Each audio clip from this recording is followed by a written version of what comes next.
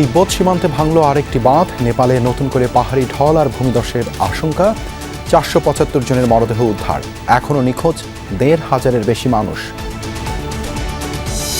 I don't know. So it's 48 hours. What are they? Where are they? Right? So হিমালয়ের দেশটিতে নিখোঁজদের অপেক্ষায় উৎকণ্ঠা বাড়ছে স্বজনদের।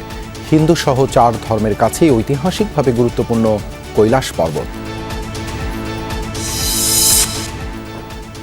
অর্থনৈতিক করিডোর চালু করতে ঐতিহাসিক সিল্ক রুটকে গুরুত্ব দিচ্ছে চীন। বাণিজ্য সম্পর্ক জোরদারের আশা। চ্যালেঞ্জ থাকলেও প্রস্তাব খতিয়ে দেখছে ঢাকা। দেশে 80,000 আইনজীবী থাকলেও তাদের মান নিয়ে সংশয় মন্ত্রীর। পেশাগত মান বাড়াতে বরাদ্দ দেওয়া হয়েছে 50 কোটি টাকা। মেট্রো রেলের ত্রুটি মেরামতে দরকার 100 কোটি টাকা, রিপোর্ট অডিট কমিটির। খরচ দিতে নারাজ পরামর্শক ও ঠিকাদার, জবাবদিহির আওতায় আনার তাগিদ। যারা কনস্ট্রাকশন করেছে, যারা সুপারভিশনে ছিল, যারা ডিএমটিসিলে যারা ছিলেন, যারা বুঝে নিয়েছেন, তাদেরকে কিছু জিজ্ঞাসা করার ব্যাপার আছে জাতির পক্ষ থেকে। নওগাঁর আত্রাইয়ে সৌদিতে নিহত 7 জনের জানাজা। পরিবারের কাছে মরদেহ হস্তান্তর। এলাকায় শোকাবহ পরিবেশ।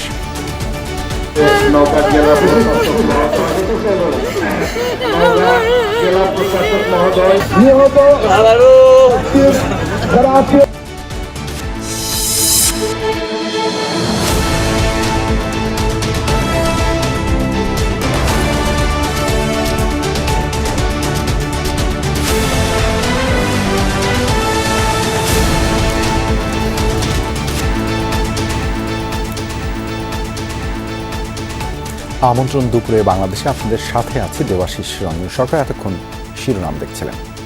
প্রকৃতির ভয়াবহতার কাছে অসহায় নেপালের উদ্ধারকর্মীরা। কাদামাটির মধ্যেই নিখোঁজদের সন্ধানে চলছে 13,000 সেনা সদস্য ও পুলিশের নিরলস চেষ্টা। তবে সাফল্য মিলছে সামান্যই। দুর্যোগের 48 ঘন্টা পেরিয়ে গেলেও চীন তিব্বতে নিখোঁজ 1,500-এর বেশি মানুষ। এ পর্যন্ত উদ্ধার করা হয়েছে 475 জনের মরদেহ। অন্যদিকে 119 বিদেশি সহ 900 জনকে জীবিত উদ্ধার করা হয়েছে। হিমবাহ ধসের স্থানটিতে পানি ও বর্জ্য জমে সৃষ্টি হয়েছে নতুন হ্রদ। ফলে যে কোনো মুহূর্তে বন্যার শঙ্কায় উদ্ধার অভিযান স্থগিত করেছে চীন।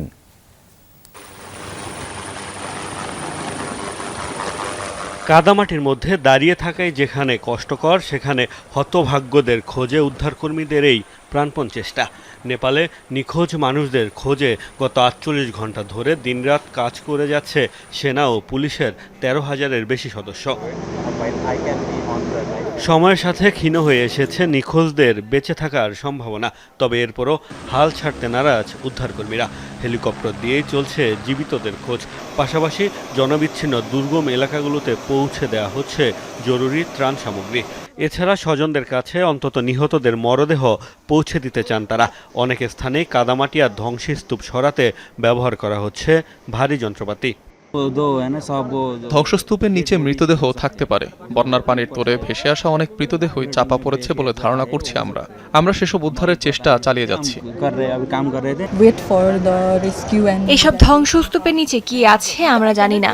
আমাদের শেষ পর্যন্ত অপেক্ষা করতে হবে। অনেক মানুষ নিখোঁজ, তাদের অনেকেই হয়তো কাদামাটির নিচে চাপা পড়ে থাকতে পারে। তবে এখনই স্পষ্ট করে কিছু বলা যাচ্ছে না। এদিকে উদ্ধার অভিযানে যোগ দিয়েছে বিভিন্ন দেশের উদ্ধারকারী দল। কয়েকটি গ্রাম থেকে উদ্ধার করা হয়েছে বেশ কিছু বিদেশি ও স্থানীয়কে। এ অবস্থায় সব ধরনের মানবিক সহায়তার ঘোষণা দিয়েছে যুক্তরাষ্ট্রসহ বিভিন্ন দেশ। যা হয়েছে ভয়াবহ। আমরা নেপালের সাথে যোগাযোগ রাখছি, সেখানে ত্রাণ পাঠাচ্ছি, তাদের সব ধরনের সহায়তার প্রস্তাব দিয়েছি। শক্তিশালী আর মজবুত ভবনগুলো যেন টুথপিকের মতো ভেঙে চুরমার হয়ে গেছে। এমন মর্মান্তিক ঘটনা আমি আগে দেখিনি।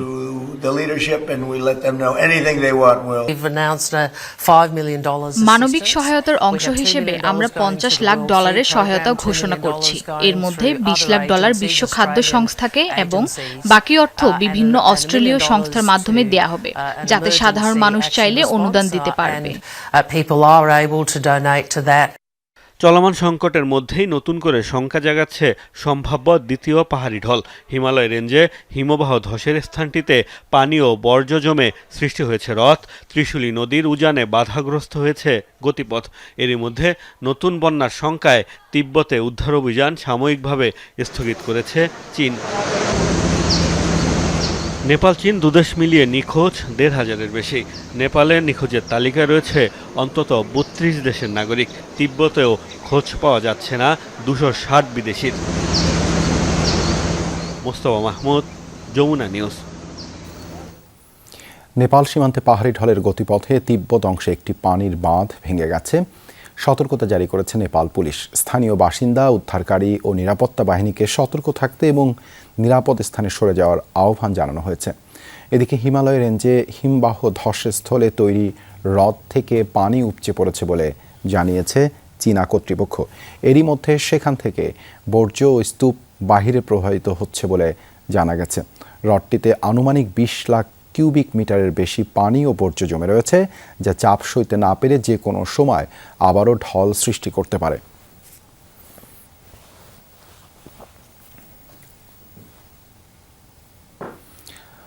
অমানবিকতার চূড়ান্ত রূপ দেখছে নেপাল।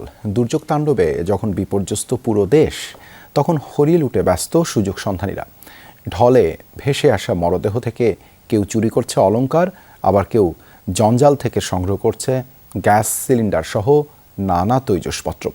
বিশৃঙ্খলার দায়ে বেশ কয়েকজনকে আটকও করেছে নেপাল পুলিশ। কথায় আছে, কারো পৌষ মাস তো কারো সর্বনাশ। সেই দৃশ্যই দেখা গেল নেপাল তিব্বতের চলমান দুর্যোগে। পাহাড়ি ঢলের তাণ্ডবে যখন বিপর্যস্ত পুরো দেশ, তখন সেই বিপদের সুযোগ নিচ্ছে কিছু সুবিধাভোগী মানুষ।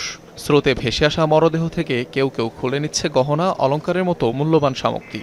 ঘটনার একাধিক ভিডিও ছড়িয়েছে সামাজিক যোগাযোগ মাধ্যমে। অবশ্য বিষয়টি ভাইরাল হলে নজর কাড়ে নেপাল পুলিশের। আটক করা হয় অভিযুক্ত ব্যক্তিদের। ভেসে আসা জঞ্জাল থেকেও চলছে তৈজসপত্র সংগ্রহের হরিলুট। ভাইরাল ভিডিওগুলোতে দেখা যায় রসুয়া জেলা ও ভারত নেপাল সীমান্ত সংলগ্ন নদী এলাকায় ফুঁসে ওঠা স্রোতের সঙ্গে কাদা আবর্জনার পাশাপাশি ভেসে আসছে ক্ষতিগ্রস্ত মানুষের ঘরবাড়ির বিভিন্ন সামগ্রী। এর মধ্যে বিপুল সংখ্যক রান্নার গ্যাসের সিলিন্ডারও দেখা যায়। জীবন উপেক্ষা করে এসব ভাসমান স্তূপ থেকে বহু গ্যাসের সিলিন্ডার নিয়ে যাচ্ছে উৎসুক জনতা। কেউ কেউ আবার সংগ্রহ করছে কাঠের আসবাবপত্র। বিষয়টি নিয়ে সামাজিক যোগাযোগ মাধ্যমে মিশ্র প্রতিক্রিয়া তৈরি হয়েছে। নেটিজেনরা এসব ঘটনাকে চরম অমানবিকতা ও হরিলুট আখ্যা দিচ্ছেন। তাদের মতে, ভয়াবহ দুর্যোগে যখন এত মানুষের প্রাণহানি হচ্ছে, তখন দুর্গতদের ভেসে যাওয়া সম্পদ সংগ্রহে মেতে ওঠা লজ্জাজনক। অনিক রহমান, যমুনা নিউজ। নেপালের ভয়াবহ আকস্মিক বন্যায় নিখোঁজ হওয়া ভারতীয়দের বেশিরভাগই তীর্থযাত্রী। তিব্বতে অবস্থিত কৈলাস পর্বত ও মানস সরোবর হ্রদ হিন্দু ধর্মাবলম্বীদের কাছে পবিত্র স্থান, যেখানে নেপালে হয়ে যাত্রা করেন তীর্থযাত্রীরা। প্রতি বছরই হাজারো মাইলের দুর্গম পথ পাড়ি দিয়ে পবিত্র স্থানে যান বিপুল সংখ্যক মানুষ। শুধু হিন্দু ধর্মাবলম্বীদের জন্যই নয়, বৌদ্ধ, জৈন ও বৌদ্ধ ধর্মাবলম্বীদের কাছেও গুরুত্বপূর্ণ স্থানটি।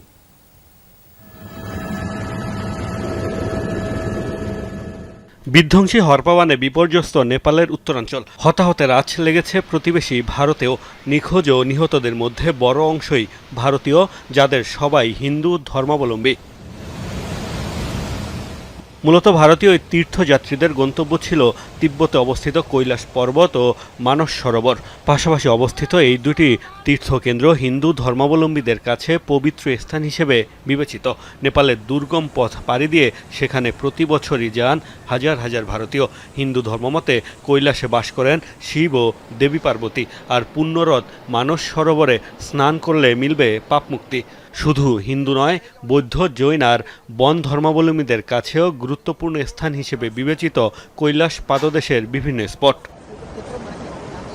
সমুদ্রপৃষ্ঠ থেকে প্রায় ২০,০০০ ফুট উচ্চতায় অবস্থিত কৈলাস, আর তাই সেখানে যেতে পাড়ি দিতে হয় দুর্গম পাহাড়ি পথ।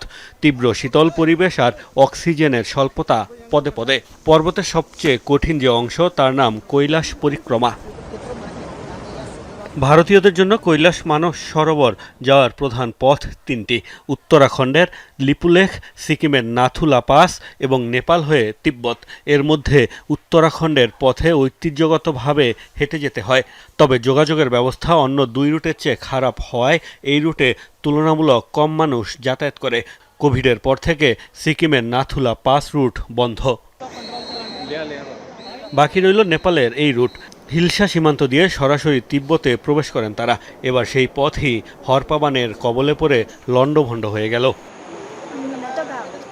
মুস্তাফা মাহমুদ, যমুনা নিউজ। নেপালের দুর্যোগে নিখোঁজদের অপেক্ষায় থমকে গেছে বহু পরিবারের জীবন। প্রিয়জনের সঙ্গে যোগাযোগ বিচ্ছিন্ন, অথচ নিশ্চিত করে বলার মতো কোনো খবরও নেই। সময় যত গড়াচ্ছে ততই বাড়ছে উৎকণ্ঠা। নেপাল ও তিব্বতের কৈলাস পর্বত ঘিরে এই দুর্যোগে নিখোঁজ বহু তীর্থযাত্রী ও পর্যটক। তাদের খোঁজে চলছে উদ্ধার তৎপরতা। আর স্বজনদের অপেক্ষা কখন মিলবে সেই কাঙ্ক্ষিত খবর। একটা ফোন কলের অপেক্ষা, হয়তো পাশ থেকে ভেসে আসবে প্রিয় কণ্ঠটা, আমি ভালো আছি। কিন্তু ঘন্টার পর ঘন্টা পেরিয়ে গেলেও আসছে না সে ফোন। তাই আবেগ আর বাঁধ মানেনি যুক্তরাষ্ট্রের ভার্জিনিয়ার স্নেহা সুধীরের। 48 ঘন্টা হয়ে গেছে, আমার স্বামীর কোনো খবর নেই। তার সাথে তার আরো কয়েকজন বন্ধু রয়েছে, তাদেরও কোনো খবর নেই। আমি জানি না এখন কি করব। এতটা অসহায় নিজেকে কখনো মনে হয়নি। কার সাথে কিভাবে যোগাযোগ করব। নিখোঁজ বাবার জন্য চোখের পানি আর আবেগ যেন বাদ মানছে না ভারতীয় এই কিশোরীর। নেপাল থেকে তিব্বতের কৈলাস পর্বতের পথে ভয়াবহ বন্যার পর নিখোঁজ স্বজনদের অপেক্ষায় এখন এমনই দুঃসময় কাটছে পরিবারের সদস্যদের। কেউ চোখের পানি মুছছেন, কেউ বারবার ফোন করছেন, আবার কেউ তাকিয়ে আছেন মোবাইলের স্ক্রিনে কখন আসবে একটি কাঙ্ক্ষিত খবর। আমার ভাই তীর্থে গিয়েছিল। ট্রাভেল এজেন্ট জানিয়েছে কয়েকজন আহতকে হাসপাতালে ভর্তি করা হয়েছে। এর বেশি তারা আর কিছুই জানাতে পারেনি। ভারতের চিত্র একই। দূতাবাস, সরকারি দফতর, রাজনৈতিক নেতা, যে যার কাছে পারছেন ছুটছেন তারা, তবুও মিলছে না কাঙ্ক্ষিত উত্তর। নেপাল ও তিব্বতে ভয়াবহ বন্যার পর নিখোঁজ শত শত তীর্থযাত্রী এবং পর্যটকের স্বজনদের এখন দিন কাটছে অনিশ্চয়তায়। দক্ষিণ ভারতের কুম্বাকোনামে ট্রাভেল এজেন্সি সুপার যাত্রার মাধ্যমে কৈলাসে গিয়েছিলেন প্রায় 60 জন। বন্যার পর তাদের মধ্যে প্রায় 36 জনের কোনো খোঁজ নেই বলে জানানো হয়েছে। কেউ বলছেন ট্রাভেল এজেন্সি জানিয়েছে কয়েকজন হাসপাতালে ভর্তি হয়েছেন, কিন্তু কারা হাসপাতালে, কারা নিরাপদে, সেই তথ্য এখনো পুরোপুরি স্পষ্ট নয়। ট্রাভেল এজেন্ট বলছে খবর পেলে জানাবে, কিন্তু এখনো কোনো খবর আসেনি আমাদের জন্য। নিখোঁজদের তালিকায় ভারতীয়দের পাশাপাশি আছেন যুক্তরাষ্ট্র, অস্ট্রেলিয়া, ব্রিটেন, কানাডা, মালয়েশিয়া, দক্ষিণ কোরিয়া এবং জাপানের নাগরিকও। মীর মুশফিকা হাসান, যমুনা নিউজ। নেপালে ভয়াবহ দুর্যোগের মধ্যেই চলছে নিখোঁজদের সন্ধান। সেই তালিকায় রয়েছেন ভারতীয়রাও। আরও জানাতে কলকাতা থেকে যুক্ত হচ্ছেন সহকর্মী সুকান্ত চট্টোপাধ্যায়। সুকান্ত, নিখোঁজ ভারতীয়দের উদ্ধারের বিষয়ে নতুন কোনো তথ্য আছে কিনা? এখন পর্যন্ত যারা উদ্ধার হয়েছেন তাদের মধ্যে পশ্চিমবঙ্গের কতজন বাসিন্দা রয়েছেন? দেখুন দেবাশিস, দুপুর ভারতীয় সময় দুপুর 12টা নাগাদ কিন্তু সরকারি একটা তথ্য আমাদের কাছে এসেছে। সেটাতে এখনো পর্যন্ত 290 জন কিন্তু ভারতীয় তারা নিখোঁজ রয়েছেন। এর মধ্যে 32 জন রয়েছেন হচ্ছে পশ্চিমবঙ্গে। এরা সকলেই গিয়েছিল কৈলাসের মানস সরোবর, সেখানে তারা যাত্রা ছিল এবং নেপাল হয়ে তারা কিন্তু সেখানে যাওয়ার কথা ছিল। সেই যাওয়ার পথেই কিন্তু তারা নিখোঁজ হন। পশ্চিমবঙ্গ সরকারের যে বর্তমান মুখ্যমন্ত্রী শুভেন্দু অধিকারী, তিনি এই যে পশ্চিমবঙ্গ থেকে যে 32 জনের নিখোঁজের খবর আছে তাদের পরিবারকে কিন্তু তারা সবসময় একটি লিয়াজো অফিসার রেখেছেন, তারা যোগাযোগ রাখছেন তাদের সর্বশেষ খোঁজ কোথায় পাওয়া যায় নেপালে, সেই জন্য নেপাল সরকারের সঙ্গেও যোগাযোগ করা হচ্ছে। প্রায় 15,000 উদ্ধার কর্মী কিন্তু এই যে বিভৎসতা অর্থাৎ দুর্যোগপূর্ণ যে বিপর্যয় হয়েছে নেপালে তার উদ্ধার কার্যে কিন্তু নিয়োজিত হয়েছে। ইতিমধ্যেই ভারত সরকার প্রচুর ত্রাণ সামগ্রী গতকাল পাঠিয়েছেন, আরও কিন্তু ত্রাণ সামগ্রী যাচ্ছে নেপালের বিদেশে। এবং ইন্ডিয়ার ব্যক্তি যারা ন্যাশনাল ডিজাস্টার ম্যানেজমেন্টের যারা ফোর্স, তারাও কিন্তু নেপাল যাচ্ছে এই উদ্ধার কার্যে তাদের নেপাল সরকারের পাশে দাঁড়ানোর জন্য। এই যে এখনো পর্যন্ত যেটা নেপাল জানানো হয়েছে, একটি লাশ কিন্তু উদ্ধার করা হয়েছে এই ধ্বংসস্তূপের মধ্য থেকে। এছাড়াও নিখোঁজ আছে এখনো প্রায় 1470 জনের মতো, অর্থাৎ নেপাল এবং অন্যান্য যে দেশ আছে সেই দেশ মিলিয়ে 1470 জন এখনো নিখোঁজ রয়েছেন, এমনটাই ভারতের হাই কমিশন অর্থাৎ দিল্লি যে পররাষ্ট্র দপ্তর তারা জানিয়েছেন। ইতিমধ্যে পশ্চিমবঙ্গে যারা নিখোঁজ রয়েছেন তাদের পরিবাররা কিন্তু নেপালের উদ্দেশ্যে কিন্তু যাত্রা শুরু করেছে, যে দুর্গত এলাকা থেকে তাদের প্রিয়জনদের ফিরিয়ে নিয়ে আসার জন্য। দেবাশিস পেলে জানাবে। চীন থেকে মিয়ানমার হয়ে সড়কপথে বাংলাদেশ যুক্ত হলে পাল্টে যেতে পারে এই অঞ্চলের মানুষের ভাগ্য। 3 দেশের নীতি নির্ধারক ও বিশ্লেষকরা মনে করেন বিনিয়োগ, অবকাঠামো, শিল্পায়ন ও আঞ্চলিক সরবরাহ ব্যবস্থায় গুরুত্বপূর্ণ ভূমিকা রাখবে এই অর্থনৈতিক করিডোর। বেইজিংয়ের প্রস্তাবকে ইতিবাচক হিসেবে দেখছে ঢাকা, জানিয়েছেন পররাষ্ট্র প্রতিমন্ত্রী হুমায়ুন কবির। প্রধানমন্ত্রীর চীন সফরের 2 মাস পর প্রস্তাবটি নিয়ে দুদেশ কতটা এগিয়েছে এ বিষয়ে অবশ্য এখনই কিছু বলতে চান না তিনি। চীনের ইউনান ঘুরে এসে আলমগীর স্বপন জানাচ্ছেন বিস্তারিত।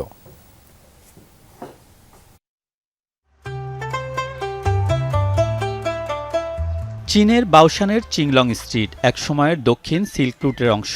1000 বছর আগে এই সিল্ক রোড ধরে মিয়ানমার হয়ে বাংলাদেশের সাথে যোগাযোগ ছিল চীনের, কিন্তু এশিয়ার পূর্ব ও দক্ষিণের বাণিজ্য এবং যোগাযোগের প্রাচীন এই পথটি নানা কারণে হারিয়েছে কালের গর্ভে।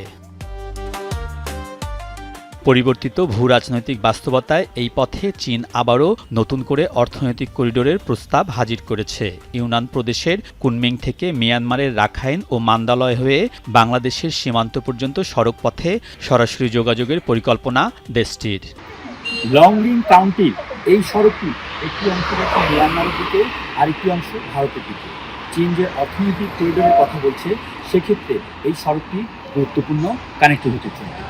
1990 সালে কুনমিং উদ্যোগের অংশ হিসেবে এই করিডোরে ভারতও যুক্ত ছিল। তবে দেশটি পরে সরে দাঁড়ানোয় পরিকল্পনায় পরিবর্তন এনেছে চীন। বাংলাদেশের প্রধানমন্ত্রী তারেক রহমান ও চীনের প্রেসিডেন্ট শি জিনপিংয়ের বৈঠকে চীন, মিয়ানমার ও বাংলাদেশের মধ্যে অর্থনৈতিক করিডোরের প্রস্তাব দিয়েছে দেশটি। সফরের 2 মাসে প্রস্তাবটি নিয়ে কতটুকু এগিয়েছে বাংলাদেশ? ভালো প্রস্তাব হিসাবে এটা গ্রহণ করেছি। এটা তো একদিনের জিনিস না যে আজকে হয়ে গেছে, কালকে রোড যাবে, পরশু কানেক্টিভিটি, আর তৃতীয় দিন আমরা চলাফেরা করবো। ইটস টাইম স্পেসিফিক, একটা টাইমের ব্যাপার আছে, তো একটা টাইম ফ্রেমেই হবে। চীনের ইউনান প্রদেশের বাওশান শহরের সীমান্তবর্তী দেশ মিয়ানমার আর মিয়ানমারের প্রতিবেশী বাংলাদেশ। বাওশানের প্রশাসকরা এই অঞ্চলের পুরনো যোগাযোগ ব্যবস্থা দ্রুত চালুর উপর গুরুত্ব দিয়েছেন। আমরা বিশেষ করে দক্ষিণ এশিয়া, এর মধ্যে বাংলাদেশ আছে, তাদের সাথে অর্থনৈতিক ও বাণিজ্যিক সম্পর্ক আরও বাড়াতে চাই। আমাদের এখানে বিভিন্ন ধরনের শিল্প কারখানা আছে, পর্যটন আছে, এসব ক্ষেত্রে সহযোগিতা আরও বাড়াতে চাই। এজন্য আমরা সড়ক অবকাঠামো উন্নয়নে অনেক বিনিয়োগ করেছি। আশা করি ভবিষ্যতে বাংলাদেশের সাথে সড়কে সরাসরি যোগাযোগ হবে। করিডোর হলে এই অঞ্চলে শিল্পায়ন, কর্মসংস্থান, রপ্তানি এবং বৈদেশিক বিনিয়োগের ক্ষেত্রে ইতিবাচক ভূমিকার কথা বলা হচ্ছে। আসিয়ানভুক্ত দেশগুলোর সাথে বাড়তে পারে বাণিজ্য, আঞ্চলিক উৎপাদন ব্যবস্থার অংশ হওয়ার ক্ষেত্র প্রসারিত হবে বলে মনে করেন চীন ও মায়ানমারের বিশ্লেষকরা।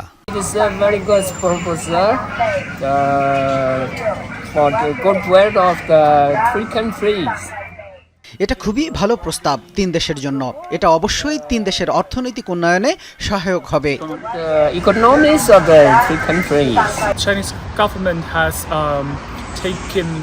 চীনা সরকার তার প্রতিবেশীদের সাথে যোগাযোগে অর্থনৈতিক করিডোরের যে উদ্যোগ নিয়েছে, এটা 3 দেশের অর্থনীতিতে গুরুত্বপূর্ণ ভূমিকা রাখবে, সাংস্কৃতিক আদান প্রদানে সহায়তা করবে। এতে প্রতিবেশী এসব দেশ নানাভাবে লাভবান হবে।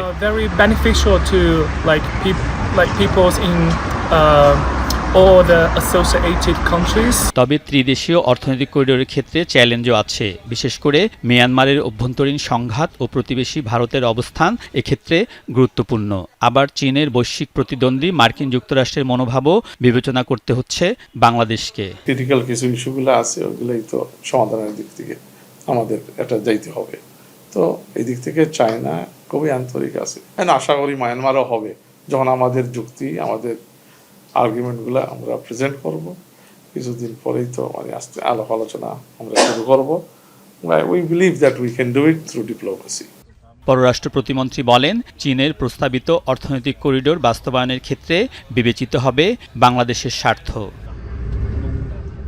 আলমগীর স্বপন, যমুনা নিউজ, ইউনান, চীন। দেশে ৮০,০০০ আইনজীবী থাকলেও তাদের মান নিয়ে সংশয় আছে, এই মন্তব্য করেছেন আইনমন্ত্রী মোহাম্মদ আসাদুজ্জামান। সকালে রাজধানীর একটি বেসরকারি বিশ্ববিদ্যালয়ে নতুন আইনজীবীদের সংবর্ধনা অনুষ্ঠানে বক্তব্য রাখেন তিনি।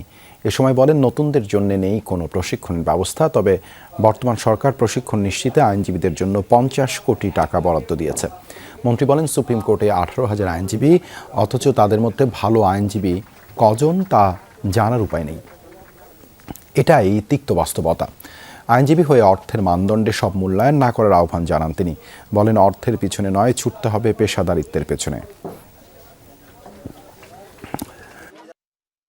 যত পড়বেন তত শিখবেন এবং প্রতিদিনই শেখার বিষয়। বাংলাদেশে প্রায় ৮০,০০০ আইনজীবী আছে। এই ৮০,০০০ আইনজীবীর কিন্তু ট্রেনিংয়ের কোনো ব্যবস্থা নাই। ইনশাল্লাহ এবছর থেকে আমরা ট্রেনিংয়ের দিকে ধাবিত হচ্ছি। আমি এবার ৫০ কোটি টাকা আইন মন্ত্রণালয়কে বরাদ্দ দেওয়ার চিন্তা করছি। সৌদি আরবে অগ্নিকাণ্ডে নিহত ৭ বাংলাদেশির জানাজা নওগাঁ সদরের মোল্লা আজাদ মেমোরিয়াল কলেজ মাঠে অনুষ্ঠিত হয়েছে। জুমার নামাজের পর ৩ জনের দাফন সম্পন্ন হয়। নিহত ৭ জনের বাড়ি আত্রাই উপজেলায়। উপজেলা প্রশাসনের উদ্যোগে বেলা 10:15টার দিকে জানাজা শেষে তাদের মরদেহ পরিবারের কাছে হস্তান্তর করা হয়। প্রত্যেকের গ্রামের বাড়িতে নিয়ে যাওয়া হয় মরদেহ। জুমার নামাজের পর ৩ জনের মরদেহ দাফন করা হয়। বাকি 4 জনের মরদেহ কিছুক্ষণের মধ্যেই দাফন করা হবে। এর আগে বৃহস্পতিবার বিকেলে মরদেহগুলো ফ্রিজিং অ্যাম্বুলেন্সে করে হজরত শাহজালাল আন্তর্জাতিক বিমানবন্দর থেকে আনা হয়। পরে রাতে 4টি ফ্রিজিং অ্যাম্বুলেন্সে হতভাগাদের মরদেহ পৌঁছায় উপজেলা থানা চত্বরে। নিহত প্রত্যেকের পরিবারকে প্রশাসনের পক্ষ থেকে 35,000 টাকা দেওয়ার কথা জানিয়েছেন উপজেলা নির্বাহী কর্মকর্তা। দেন সরকারিভাবে ক্ষতিপূরণ দেওয়ার আশ্বাস।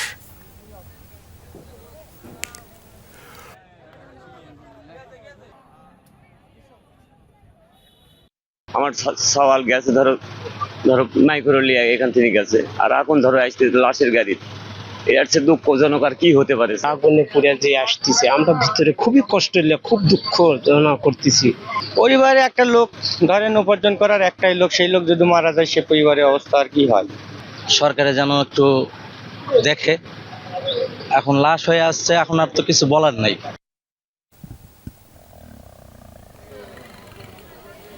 এদিকে জানাজা শেষে চিরনিদ্রায় শায়িত হয়েছেন সৌদিতে অগ্নিকাণ্ডে নিহত নাটোরের বাসিন্দা রবিউল আউয়াল হৃদয়।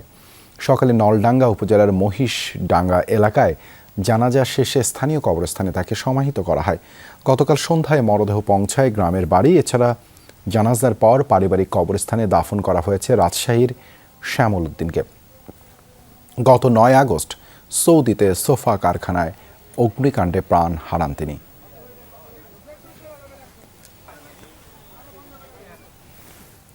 মেট্রো রেল লাইন 6 এর নানা কারিগরি ত্রুটি মেরামতে 100 কোটি টাকা খরচ হতে পারে, তবে এখনই খরচ বহন করতে চাচ্ছে না প্রকল্পটির পরামর্শক ও ঠিকাদার। নিরাপত্তা নিরীক্ষা কমিটি বলছে, এই খরচ কোনোভাবেই সরকারের বহন করা উচিত হবে না। এসব ত্রুটির দায় পরামর্শক ঠিকাদারের, তাই তাদের কাছ থেকে আদায় করতে হবে। পাশাপাশি সংশ্লিষ্টদের জবাবদিহিতার আওতায় আনার কথা বলছেন কমিটির 2 জন বিশেষজ্ঞ। শাকির হাসানের রিপোর্ট। মেট্রো রেলের ফার্মগেট স্টেশনের পাশে 433 নম্বর পিয়ার থেকে বিয়ারিং প্যাড পড়ে গত বছর একজন নিহত হন।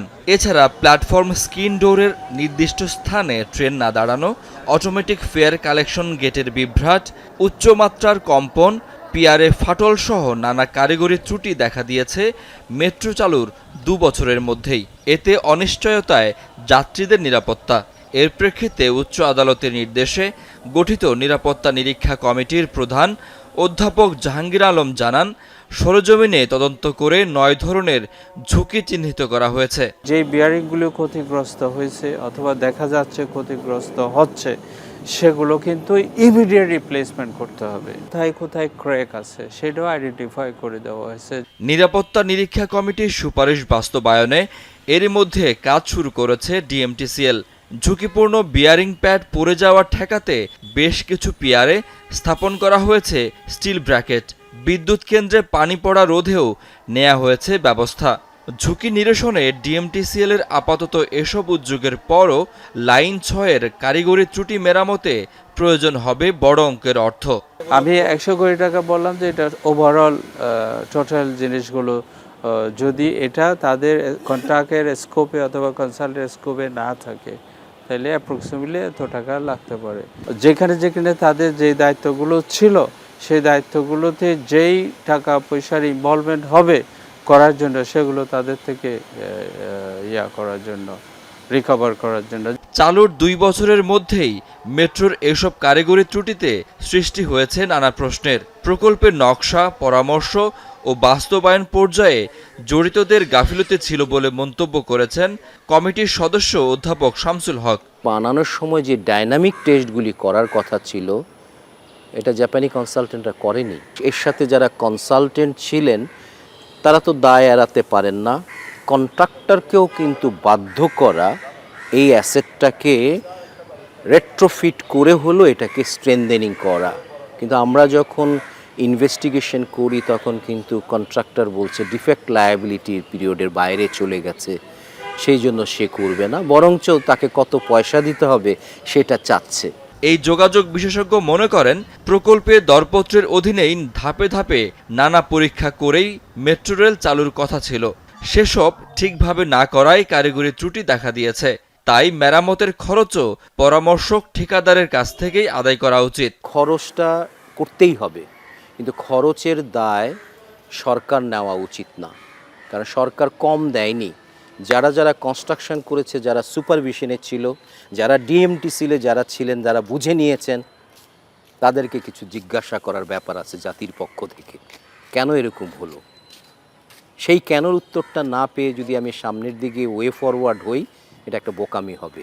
কারণ আমাদের সামনের বিনিয়োগগুলি এর থেকেও কিন্তু বড় বিনিয়োগ। কারিগরি নানা ত্রুটির কারণে 10টি স্থানে গতি কমিয়ে চালানো হচ্ছে মেট্রো রেল। এতে কমেছে যাত্রী পরিবহন আর রাজস্ব আয়। ঘন্টায় 100 কিলোমিটার বেগে চলার কথা ছিল এই মেট্রোর, কিন্তু দুর্ঘটনা আর কারিগরি ত্রুটির কারণে সেই গতিবেগ এখন নেমে এসেছে ঘন্টায় 60 থেকে 70 কিলোমিটারে। নিরাপত্তা নিরীক্ষা কমিটির রিপোর্ট বলছে এই সব কারিগরি ত্রুটি দ্রুত সারিয়ে তোলা না হলে মেট্রোর আয়ুষ্কাল কমে আসার শঙ্কা রয়েছে। শাকিল হাসান, যমুনা নিউজ, ঢাকা।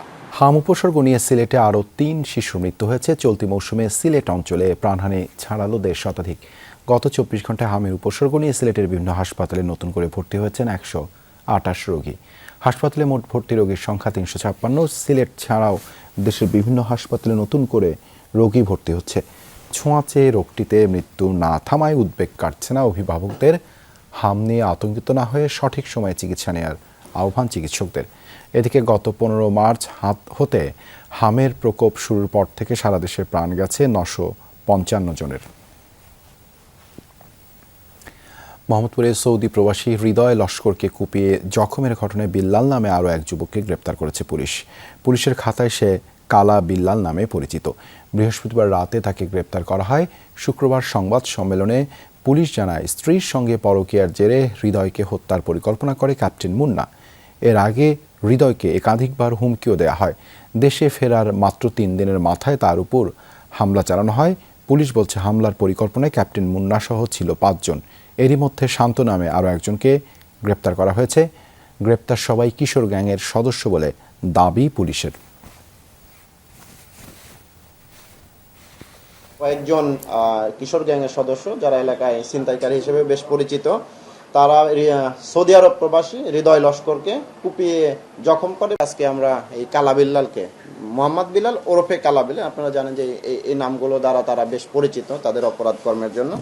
পরে আজকে তাকে গ্রেপ্তার করে নিয়ে আসা হয় এবং এই ঘটনায় জড়িত যে চাপাতি সেটা উদ্ধার করা হয়েছে তার কাছ থেকে। চাঁদাবাজি ও হুমকি ধামকিতে অতিষ্ঠ হয়ে মিরপুরের 4 স্টার গ্রুপ ও আশিক বাহিনীর বিরুদ্ধে সংবাদ সম্মেলন করেছেন এক ইন্টারনেট ব্যবসায়ী। সকালে ঢাকা সেগুনবাগিচায় ক্রাইম রিপোর্টার্স অ্যাসোসিয়েশনে সংবাদ সম্মেলন করেন ইন্টারনেট ব্যবসায়ী নওশাদ। এ সময় তিনি বলেন, দীর্ঘদিনের ইন্টারনেট ব্যবসার দখল নিতে চান সন্ত্রাসী বাহিনীর প্রধান আশিক। মুঠোফোনে চাঁদা দাবি সহ হুমকি দিচ্ছেন আশিক। এছাড়া চাঁদা না পেয়ে সন্ত্রাসীরা আইনশৃঙ্খলা বাহিনীকে ব্যবহার করে দফায় দফায় হেনস্থা করছে বলে অভিযোগ তার। সবশেষ মিরপুরের আরেক শীর্ষ সন্ত্রাসী গ্রুপ 4 স্টার বাহিনীর লোকজন দিয়ে উল্টো এই ব্যবসায়ীর বিরুদ্ধেই থানায় অভিযোগ দায়ের করা হয়েছে বলেও জানান তিনি। আমার ভাইস্তার হাতে আমি ব্যবসাটা দিয়ে রাখি। আমার ভাইস্তাকে বলতেছে যে তোমার চাচাকে বলবা 10 লক্ষ টাকা দিতে, না হলে ব্যবসা করতে দিব না, ব্যবসা বন্ধ করো। পরে আবার ফোন করে বলতেছে এবার আমি আর ফোন দিব না। আমার ভাইস্তা ডাইরেক্ট বলে দিতে যে আপনাদেরকে কোনো ভুল ইনফরমেশন দিতে, এটা আমার এত ইউজার নাই। বলতেছে কি আছে, আমি আর ফোন দিব না, এবার তোমাদেরকে বুঝাই দিব। এখন সন্ত্রাসীরা চাঁদাও যাচ্ছে, সন্ত্রাসীরা মামলাও দিচ্ছে, আমাকে ডিবি পুলিশের হাতে হয়রানিও করতেছে। বর্তমান প্রশাসনের ব্যর্থতার কারণে রাজধানীর অব্যবস্থাপনা ও নাগরিক ভোগান্তি চরম আকার ধারণ করেছে বলে অভিযোগ করেছেন ঢাকা মহানগর উত্তর জামায়াতের আমির ও সম্ভাব্য মেয়র প্রার্থী সেলিম উদ্দিন। অভিযোগ করেন নগরবাসী নিয়মিত ট্যাক্স দিলেও ন্যূনতম নাগরিক সেবা পাচ্ছেন না। ক্লিন ঢাকা কর্মসূচির সর্বশেষ তথ্য অবহিতকরণ ও চলমান পরিস্থিতি নিয়ে জাতীয় প্রেস ক্লাবে এক সংবাদ সম্মেলনে এসব কথা বলেন তিনি। জানান জামায়াত নিজস্ব ব্যবস্থাপনায় স্বেচ্ছাসেবক দিয়ে ড্রেন থেকে শুরু করে সড়কে পড়ে থাকা ময়লা পরিষ্কার করছে। স্মার্ট ডাস্টবিনও স্থাপন করেছে নগরীর বিভিন্ন স্থানে। বলেন ড্রেন ও খাল অপরিষ্কার থাকায় বিভিন্ন এলাকায় পানি জমছে, বাড়ছে মশা মাছির উপদ্রব। পাশাপাশি যত্রতত্র বর্জ্যের স্তূপে নষ্ট হচ্ছে নগরীর পরিবেশ। এ সময় নগরবাসীর ভোগান্তি নিরসনে দ্রুত সিটি কর্পোরেশন নির্বাচন দেওয়ার দাবি জানান সেলিম উদ্দিন। ব্রহ্মপুত্র নদের ভাঙন ঠেকাতে নির্মাণ করা হয়েছিল অস্থায়ী প্রতিরক্ষা বাঁধ। মাস না পেরোতেই বাঁধের দুটি স্থানে দেখা দিয়েছে ভাঙন। ক্ষতিগ্রস্ত অংশে ফেলা হয়েছে জিও ব্যাগ। স্থানীয়দের অভিযোগ নিম্নমানের কাজ ও তদারকির গাফিলতির কারণেই এই পরিস্থিতি। বাঁধের পাশে নদ খননের কাজ চলায় ক্ষোভও রয়েছে তাদের। এক মাসও হয়নি ভাঙন ঠেকাতে করা হয়েছিল এই অস্থায়ী প্রতিরক্ষা বাঁধ, কিন্তু গত 20 আগস্ট হঠাৎ ধস দেখা দেয় প্রায় 20 মিটার অংশে। ক্ষতিগ্রস্ত অংশে তড়িঘড়ি করে আবারও ফেলা হয় জিও ব্যাগ। এর আগে বাঁধের আরেকটি অংশে প্রায় 10 মিটার ভাঙন দেখা দিলে সেখানে দেওয়া হয় জিও ব্যাগ ট্রিটমেন্ট। সব মিলিয়ে প্রতিরক্ষা বাঁধটি নড়বড়ে। ঘটনাটি জামালপুরের ইসলামপুর উপজেলার চরপুটিমারি ইউনিয়নে। ব্রহ্মপুত্র নদের আগ্রাসন ঠেকাতে অস্থায়ী প্রতিরক্ষা বাঁধ নির্মাণ করে পানি উন্নয়ন বোর্ড। ঠিকাদারি প্রতিষ্ঠান মেসার্স একরামুল হক খান কার্যাদেশটি বাস্তবায়ন করেন। স্থানীয়দের অভিযোগ নির্মাণের অল্প সময়ের মধ্যেই বাঁধের বিভিন্ন অংশে ভাঙন দেখা দিয়েছে। উপরে খুব সুন্দর করে বানাইছে, কন্ট্রাক্টরে কাজ করে গেছে, কিন্তু আসলে পর্যাপ্ত পরিমাণে ডাম্পিং এটা হয় নাই। এক বছর যদি ট্যাক্সই না করে সে কাজটা দুর্নীতিবিহীন হয় কিভাবে? এটা শুধু দৃষ্টি ধাঁধানো একটা কাজ করে চলে গেছে, দায়িত্ব সেরে দেওয়া যেটাকে যাকে বলে। দুই জায়গা এমন গইন হয়ে গেল যে বস্তাটি চলে গেছে, এরপরে আবার এনে 700 বস্তা ফেলাইছে। বাঁধের পাশে নদ খননের কাজ চলায় খুব রয়েছে তাদের। একটা গাং খুঁজে বাই করতেছে এক জমি দিয়ে, আর এক জমি দিয়ে কি করতেছে বালু ফেলাই দিয়ে ওটা বন্ধ করে দিতেছে, আবাদ করতে দেয় না। নদী খননে আরো বেশি রকম ভাঙতেছে, এই নদী খননেই আমাদের আরো ক্ষতি বেশি করছে। ঠিকাদার প্রতিষ্ঠানের দাবি বরাদ্দ অপ্রতুল, তাই প্রয়োজনীয় প্রতিরক্ষা ব্যবস্থা নেওয়া সম্ভব হয়নি। এখানে যে পরিমাণ কোয়ান্টিটি দিচ্ছে, আমরা যমুনাতে কাজ করি ধরেন 30 মিটারে 5000 5,500 ব্যাগ হলো আমরা ডাম্পিং করি, আর এখানে দিচ্ছে হলো 120 মিটারে 5048 ব্যাগ। মান নিয়ে অভিযোগ থাকলেও প্রকল্পটি যথাযথভাবেই বাস্তবায়ন করা হয়েছে, দাবি পানি উন্নয়ন বোর্ডের। কাজের চলমান অবস্থায় এবং শেষের দিকে দেবে গেছিল স্কাওয়ারিং হয়ে, তো এই দেবে যাওয়া অংশ পুনরায় এটা ঠিক করে দিয়েছে ঠিকাদার। এখানে নিম্নমানের হওয়ার কথাটা ঠিক নয়। ব্রহ্মপুত্র নদের বাম তীরে 120 মিটার অংশে 2 ধাপে 7200 জিও ব্যাগ ফেলতে খরচ দেখানো হয়েছে প্রায় 30 লাখ টাকা। সাগর ফরাজি, যমুনা নিউজ, জামালপুর। প্রায় 33 কোটি টাকা খরচ করে নির্মিত প্রকল্প, অথচ এক মুহূর্তের জন্যও জনগণের কোনো কাজে আসেনি। গাজীপুরের শ্রীপুর ও কালিয়াকৈর পৌরসভায় সুপেয় পানি সরবরাহের জন্য স্থাপিত পাম্প হাউস এখন পুরোপুরি অকেজো, নষ্ট হয়ে গেছে বেশিরভাগ সঞ্চালন লাইন। দেখভালের দায়িত্ব যেই অপারেটরের, পাম্প চালু না থাকায় তিনি পৌরসভার চিঠি বিলি করেন। পৌরসভার নির্বাহী প্রকৌশলীর দাবি, জনগণের অনাগ্রহের কারণেই প্রকল্প চালু করা যায়নি। গাজীপুরের শ্রীপুর ও কালিয়াকৈরে চোখে পড়বে এমন পৌর পানি সরবরাহ কেন্দ্র। গেটের তালা শেষ কবে খোলা হয়েছিল জানেন না স্থানীয়রা। 2019-20 অর্থবছরে সুপেয় পানি সরবরাহের লক্ষ্যে শ্রীপুর ও কালিয়াকৈর পৌরসভায় প্রায় 33 কোটি টাকা ব্যয়ে 18টি প্রোডাকশন টিউবওয়েল স্থাপন করে জনস্বাস্থ্য প্রকৌশল অধিদপ্তর। প্রায় 200 কিলোমিটার সঞ্চালন লাইন স্থাপন করা হয়। প্রকল্পটি পায় মেসার্স জিলানি ট্রেডার্স। অথচ কোটি টাকার প্রকল্পের কোনো সুফলই পায়নি পৌরবাসী। এটার কোনো কার্যক্রম আজ পর্যন্ত দেখি নেই। এটা আননেসেসারি, এটা অযথা একটা প্রজেক্ট। এই প্রজেক্ট দিয়ে আমাদের কোনো উপকার হয়েছে না। আমরা উপকার বা কোনো কাজকর্ম সঠিকভাবে পাই নাই। এই পাম্প শুধু করছে, শুনি যে টাকা দাও বিরাট বড় পানির উপকার করবো, এসে করবো, অথচ আমাদের প্রতি বাড়িতেই কিন্তু মোটর আছে। এটা করে দিচ্ছে লক্ষ লক্ষ টাকা দেয়, এটা না করে গ্যাস দিত তাই উন্নত হইতো। সবার বাড়ি বাড়ি পাম্প আছে, এটা আমাদের প্রয়োজন পড়ে না। স্থানীয়রা বলছেন পাম্প চালুর পর এক ফোঁটা পানিও সরবরাহ করা হয়নি। এরই মধ্যে চুরি গেছে অনেক মালামাল, নষ্ট হয়ে গেছে সঞ্চালন লাইনের পাইপ। পাম্প হাউস দেখভালের জন্য কেউ আসে না বলে অভিযোগ স্থানীয়দের। এদিকে নিয়োগপ্রাপ্ত অপারেটরের সাথে যোগাযোগ করলে তিনি জানান পাম্প সচল না থাকায় পৌরসভার অন্যান্য কাজ করছেন। এই তদারকি যে কে করে আজকে পর্যন্ত 3 বছরের মধ্যে আমি কাউকে পাই নাই। চুরে এই নজলগুলি নিয়ে গেছে, একটা নজলের দাম অনেক টাকা। আসলে এই আমি মনে করি এখনো যদি এই পাম্প ঠিক করে বা পরিদর্শন করতে আসে, একটা পাইপ এখনো ঠিক পাবে না। সরকারি খাদ্য এটা নষ্ট করে কোনো যুক্তি এটা না করাই তো উচিত ছিল।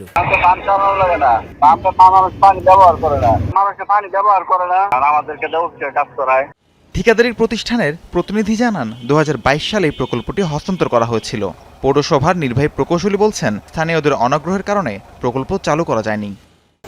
পানি খাওয়াই 1 বছর পরে থেকে বুঝাই দিয়ে তারপর তাদের লোকজনের ট্রেনিং দিয়ে আমরা সব পৌরসভা লোকজনের ট্রেনিং দিয়ে আমরা বুঝাই দিয়ে তারপরে চলে মেয়র সাহেব থাকাকালীন সময়ে সেটা আমরা উদ্যোগী হই যে পানি সরবরাহ করার জন্য, কিন্তু স্থানীয় জনসাধারণের অনাগ্রহের কারণে এটা সঠিকভাবে সরবরাহ করা সম্ভব হয়ে ওঠে নাই। কেন এই প্রকল্প চালু করা গেল না এই বিষয়ে ক্যামেরায় কথা বলেননি জনস্বাস্থ্য অধিদপ্তরের প্রধান প্রকৌশলী। অসুস্থতার কথা বলে ফোনও কেটে দেন। কোটি টাকার প্রকল্পটি যেন দর্শনীয় বস্তু হিসেবেই না থেকে মানুষের কাজেও আসে, সেই বিষয়ে নজর দেওয়ার দাবি স্থানীয়দের। রাহিম সারোয়ার, যমুনা নিউজ।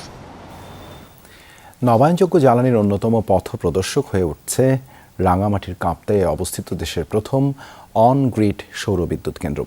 পরিত্যক্ত জমিকে কাজে লাগিয়ে গড়ে ওঠা এই কেন্দ্রটি 7 বছরে জাতীয় গ্রিডে যুক্ত করেছে 6,37,00,000 ইউনিট বিদ্যুৎ। উৎপাদন সক্ষমতা আরও বাড়াতে 2টি প্রকল্পের কাজ চলমান। নবায়নযোগ্য জ্বালানির যে সম্ভাবনা তার অন্যতম উদাহরণ রাঙ্গামাটির কাপ্তাইয়ে দেশের প্রথম অন গ্রিড সৌর বিদ্যুৎ কেন্দ্র। সূর্যের আলো থেকেই প্রতিদিন উৎপাদিত বিদ্যুৎ যুক্ত হচ্ছে জাতীয় গ্রিডে। 7 বছরে উৎপাদিত হয়েছে প্রায় 6,37,00,000 ইউনিট বিদ্যুৎ, যার আনুমানিক বাজার মূল্য প্রায় 74 কোটি টাকা। 1962 সালে কর্ণফুলী পানি বিদ্যুৎ কেন্দ্র নির্মাণের পর কাপ্তাই বাঁধ সংলগ্ন 22 একর জমি দীর্ঘদিন পরিত্যক্ত ছিল। 5 দশক পর 2019 সালে সেই জমির 19 একর জুড়ে প্রায় 111 কোটি টাকা ব্যয়ে নির্মিত হয় 7.4 মেগাওয়াট ক্ষমতার এই সৌর বিদ্যুৎ কেন্দ্র। 332 কিলোওয়াট ক্ষমতা সম্পন্ন রুফটপ বিদ্যুৎ কেন্দ্র স্থাপন করা হবে, সেটারও চুক্তি স্থাপন হয়ে গেছে। তো অদূর ভবিষ্যতে আরও যেসব জায়গা পরিত্যক্ত আছে বা সেটা ফ্লোটিংও হতে পারে, এ ধরনের কাজও আমরা হয়তো ইনশাআল্লাহ ভবিষ্যতে স্থাপন করার চিন্তাভাবনা আছে।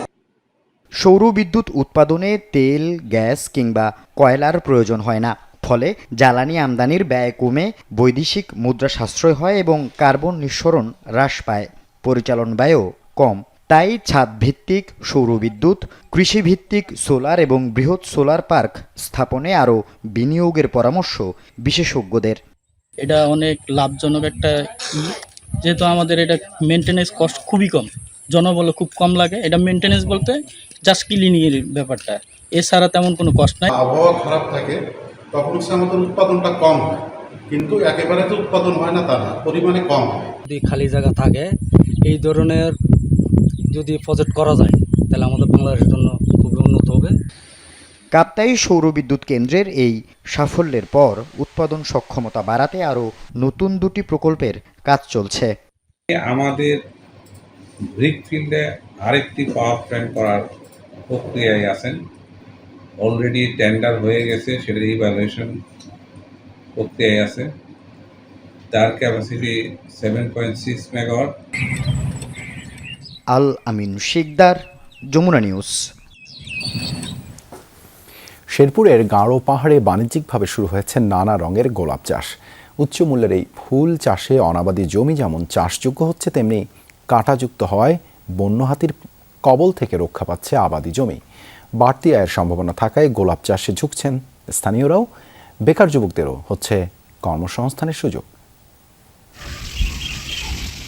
ভালোবাসা যদি ছবি হতো, তার রং হতো গোলাপের মতো, তবে সেই সৌন্দর্যের প্রতীকী হয়ে উঠল হাতি তাড়ানোর অস্ত্র। এই চিত্র শেরপুর ঝিনাইগাতির সীমান্তবর্তী গারো পাহাড়ের সন্ধ্যাকুড়া ও গোমরা গ্রামের। কয়েক বছর আগেও এসব এলাকায় ছিল বন্য হাতির অবাধ বিচরণ। প্রায়ই ক্ষতিগ্রস্ত হতো বাসিন্দাদের ফসলের ক্ষেত।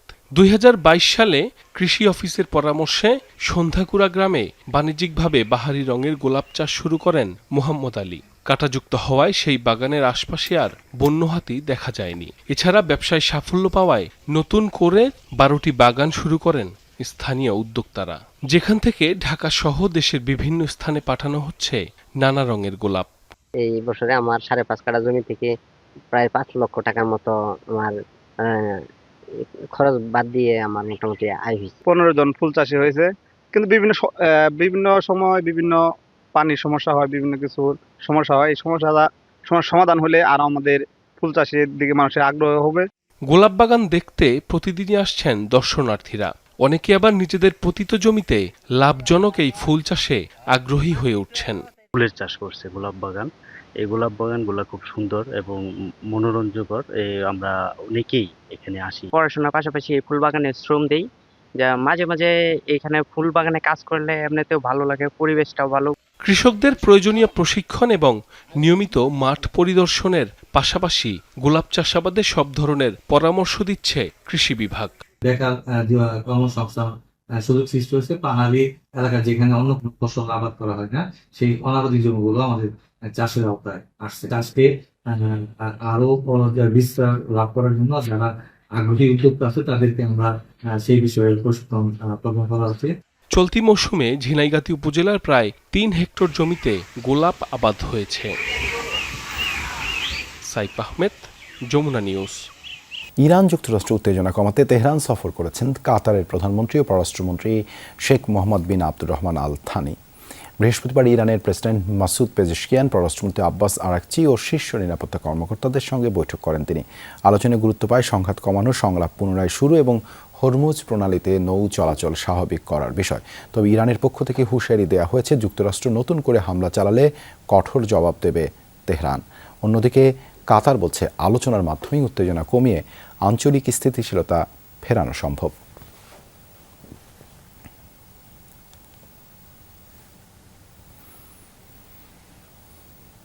নেটো ভূখণ্ডে হামলা চালাবেন না রুশ প্রেসিডেন্ট ভ্লাদিমির পুতিন, এমনটা নিশ্চিত করেছেন মার্কিন প্রেসিডেন্ট ডোনাল্ড ট্রাম্প। পাশাপাশি CIA প্রধান জন র্যাডফ্লিকের মস্কো সফর নিয়েও ব্যাখ্যা দিয়েছেন তিনি। বলেন, রাশিয়ার কোনো বিশেষ বার্তা পৌঁছে দিতে র্যাডফ্লিককে পাঠানো হয়নি। নিয়মিত যোগাযোগের অংশ হিসেবেই রুশ গোয়েন্দা প্রধানের সঙ্গে তার বৈঠক রয়েছে। পুতিনের সাথে আমার আলোচনা হয়েছে। তিনি ন্যাটোর কোনো ভূখণ্ডে হামলা চালাবেন না। আমার মনে হয় হরমুজ প্রণালীর ব্যাপারে রাশিয়া বেশ ভালো আচরণ করেছে। স্প্যানিশ লা লিগা অ্যাথলেটিকো বিলবাওকে 2-0 গোলে হারিয়ে টানা দ্বিতীয় জয় তুলে নিল বার্সেলোনা। রাফিনিয়া দলকে এগিয়ে নেওয়ার পর ব্যবধান দ্বিগুণ করেন লোপেজ। অবশ্য সব ছাপিয়ে রাফিনিয়ার লিডারশিপকে বড় করে দেখছেন কোচ হ্যান্সি ফ্লিক। ক্লাবের প্রতি তার পূর্ণ নিবেদনের প্রশংসাও করেন। লা লিগায় অ্যাথলেটিক বিলবাওয়ের বিপক্ষে জয়ের ধারা অব্যাহত রেখেছে ডিফেন্ডিং চ্যাম্পিয়ন বার্সেলোনা। ক্যাম্প নুয়ে শুরু থেকেই আক্রমণাত্মক ফুটবল কাতালানদের। একের পর এক সুযোগ তৈরি করলেও গোলের দেখা পেতে অপেক্ষা করতে হয় 37 মিনিট পর্যন্ত। দলের হয়ে প্রথম গোলটি করেন অধিনায়ক রাফিনিয়া। তবে সব ছাপিয়ে তার নেতৃত্ব গুণের প্রশংসায় পঞ্চমুখ কোচ হ্যান্সি ফ্লিক। সমর্থকদের প্রতি এই ব্রাজিল তারকার পূর্ণ নিবেদনকে বড় করে দেখছেন তিনি।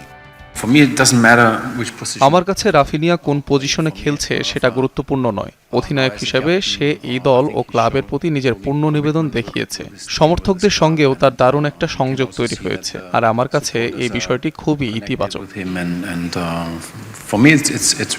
82 মিনিটে ফেরমিন লোপেজের গোলে 2-0 ব্যবধানে জয় নিশ্চিত করে কাতালানরা। 2 ম্যাচে 2 জয়ে 6 পয়েন্ট নিয়ে শীর্ষে উঠল বার্সেলোনা। এদিকে নতুন ক্লাবে অ্যান্থনি গর্ডনের শুরুটাও নজর কেড়েছে ফ্লিকের। বার্সায় যোগ দেওয়ার পর প্রথম 2 ম্যাচেই ইংলিশ ফরওয়ার্ডের গতি ও তীব্রতায় সন্তুষ্ট কোচ। তার গতি ও খেলার তীব্রতা আমাদের জন্য খুবই ভালো। আমরা তার কাছ থেকে ঠিক এটাই চাই। গর্ডন মাত্র 2.5 সপ্তাহ আগে দলে যোগ দিয়েছে, তার আরও এক ধাপ উপরে যাওয়ার সম্ভাবনা আছে। এরই মধ্যে বার্সেলোনার সঙ্গে হুলিয়ান আলভারেজের নাম জড়িয়ে চলছে জোরালো দলবদলের আলোচনা। তবে আর্জেন্টাইন ফরওয়ার্ডকে নিয়ে কোনো মন্তব্য করতে রাজি নন ফ্লিক। নাসিফ শুভ, যমুনা স্পোর্টস। এই ছিল দুপুরে বাংলাদেশে এতক্ষণ সাথে থাকার জন্য ধন্যবাদ সবাইকে।